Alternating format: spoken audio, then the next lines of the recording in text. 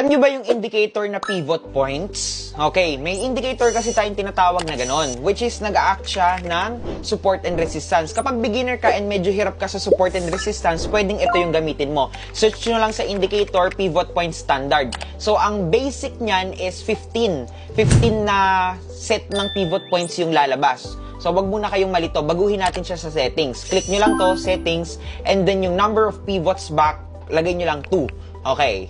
Or 3, kayo bahala. Ayan, magiging dalawa lang siya. So, i-dissect natin yung pivot points. Kung makikita nyo, ayan.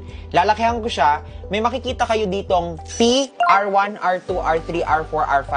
Tapos sa baba naman ng P, merong S1, S2, S3, S4, S5.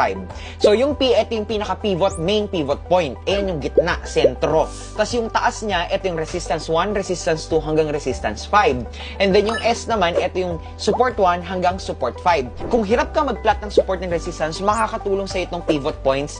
Kasi, ito yung mga areas, computed areas na to, ng isang indicator kung saan may chances na doon mag-bounce back yung prices. So, kung makikita nyo, ayan, lakihan natin dito sa first pivot natin after bumaba, kasi magkakapag-indicate din sa inyo yung pivot point kapag yung price ay nasa baba ng letter P, ibig sabihin yan parang downtrend ang market. Kapag naman nasa taas siya, uptrend ang market. So dito nag-e-expect tayo ng pababa ang market kasi sa baba siya ng P tumapat.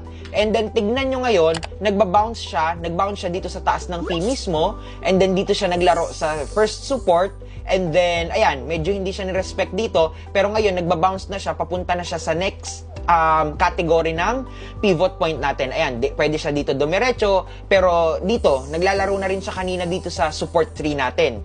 So, tingin pa tayo sa ibang chart. Kung makita nyo dito, naglaro yung P, ayan, yung price dito kay pivot mismo, sa main pivot, ayan. Tapos umangat siya pero hindi niya ni-reach yung first resistance. So, ibig sabihin failure yon to the upside. Pero dito siya, bumaba ulit siya kay first support. Ayan, no, nakita nyo, nag-touch tong wick na to kay first support. And then, bumaba na naman siya. Nandito siya kay second support. Ngayon, tumataas na naman siya. Bumalik na naman siya dito kay first support. Okay, nakikita nyo yung significance ng mga levels na to. Although, hindi naman siya stand-alone na strategy, pero pwede siyang makatulong, especially sa mga beginners na hirap mag-plot ng support and resistance.